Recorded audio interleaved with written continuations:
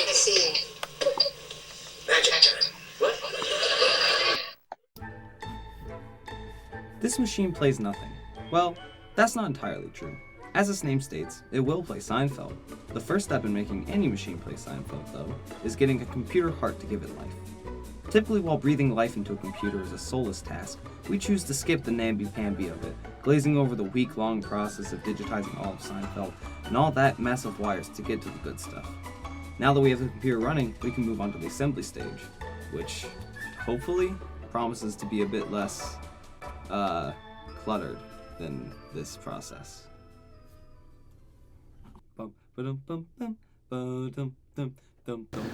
Well, all you need is a Seinfeld machine, a Raspberry Pi, a micro HDMI to HDMI converter, an HDMI cable, a USB to mini USB power supply, a RF frequency to coaxial converter, a coaxial cable, an HDMI to RF converter, 2 power supplies, one for the converter and one for the Seinfeld machine. You'll also need a USB-A to USB-B, I believe, converter. And then you need a USB drive with all of Seinfeld. Do you want to look it up for us? Sure.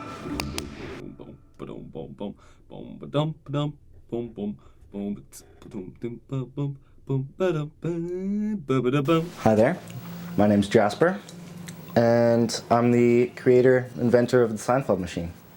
Wow. What is it about Seinfeld that draws you to it? Well, I always used to watch it with my dad. He would do the classic dad laugh at the show, right? Belly laugh, every joke.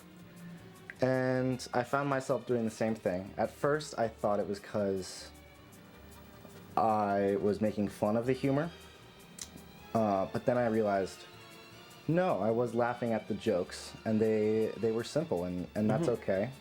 And it's okay to like simple humor. Yeah. That's where I found myself. What is the appeal of the analog technology? Well, I guess my answer is that it's more tangible, it feels more real. Having a closed system like the Seinfeld machine, knowing that no streaming service will take it away from me at any time, knowing that I have the data at my fingertips, and all I need is a power source, and that this is really there, there's comfort in that. It feels like I really own it, and that I can be more intentional about what I consume. And a lot of that is Seinfeld, I guess. Yeah. What was the most tedious part of the process of making the Seinfeld machine? Well, it's gotta be ripping this complete series. This is half of it right here, this booklet. It folds out, there's 2 sides, each with its own set of discs. Wow. These each take about 30 minutes to get the data off of. Once I have it, I need to extract it in a format that this can use, which takes another approximately 20 minutes of crunching on the laptop per disc. So this took me several days to get out of all this box set here. There was a time that I was ripping a lot of the movies and stuff that I have to make like a Jasper channel, but I went back to the original idea of the Seinfeld machine because it just felt more consistent. Do you think you'd ever toy with the idea of the Jasper channel again? I would do that if I had a second channel, and I could also have the Seinfeld channel separately. I think I would do that. What would it take to have a second channel? Just a second Raspberry Pi.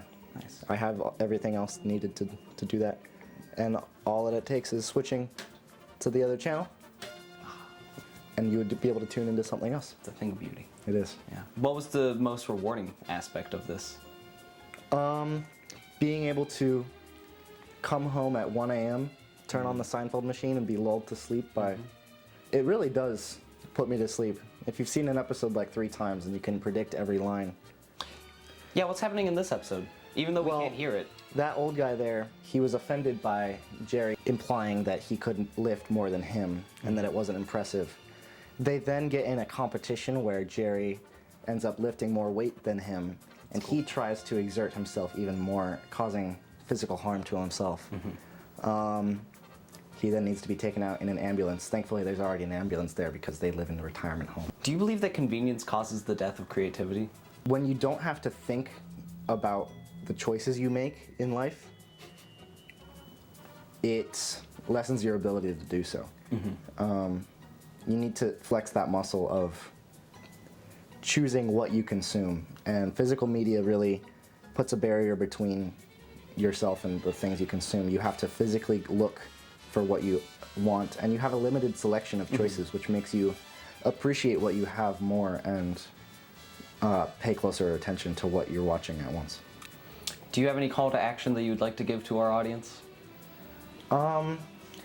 Take more control of your life. Don't let technology think for you. It's one of the most troubling things I'm seeing these days is people unable to make decisions for themselves using ChatGPT or spending 6 hours on Instagram. So truly, are we the machines that play nothing? Yeah, there's always something going on in your head. You can tune it in or tune it out with Instagram. It's up to you. Okay, now listen. I don't want any scenes in here like the last time. Don't worry, no scenes. Don't blow this. I will not blow this. If he says he doesn't want it to be a show about nothing, don't go It's nuts. fine, it doesn't have to be about nothing. He might not want nothing. Something, nothing, I can care less. He might want a show about anything